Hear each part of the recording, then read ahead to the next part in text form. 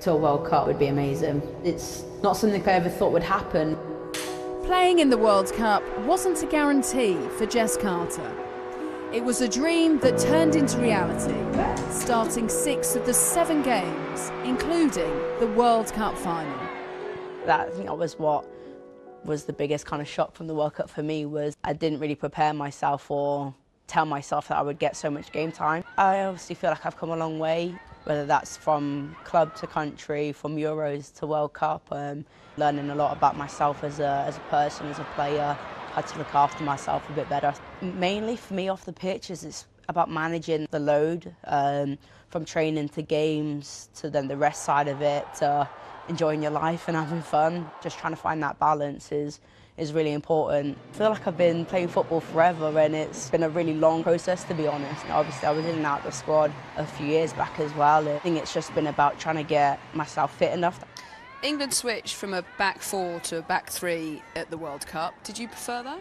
I did quite like it, yeah. I mean, I quite like playing as a back 3. Personally, it's a formation that I've played quite a lot over my career. But I think it's just really important that we were able to be adaptable, figure out a way that was best for us to play to beat the opposition. The way that the girls adapted to it, some of the girls had never played that formation before, and we didn't exactly have a lot of time to work on it. So it was exciting, and it was just really refreshing to see that we were able to change and to deal with whatever the game was thrown at us.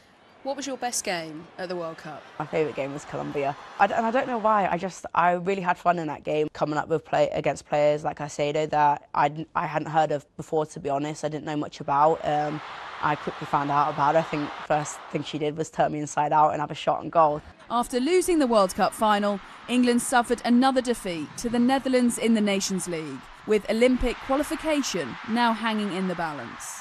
Tactically, we maybe weren't at our best. There was a lot of space and we couldn't quite get the right kind of press on them in the first half. I think that we were a little bit off it. They would just seem to be first to every ball and we were a little kind of a step off each time.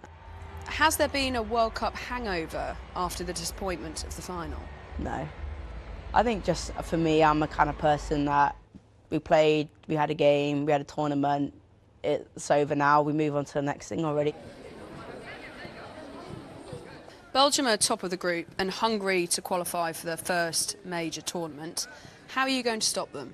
We've definitely got to be on our A game. We've got to do better than what we did last camp against Netherlands and Scotland, that's for sure. And I think that off the ball and on the ball, we've got to give a bit more clinical, do better in possession. We've got to do a lot of things better than we did last camp, to be honest.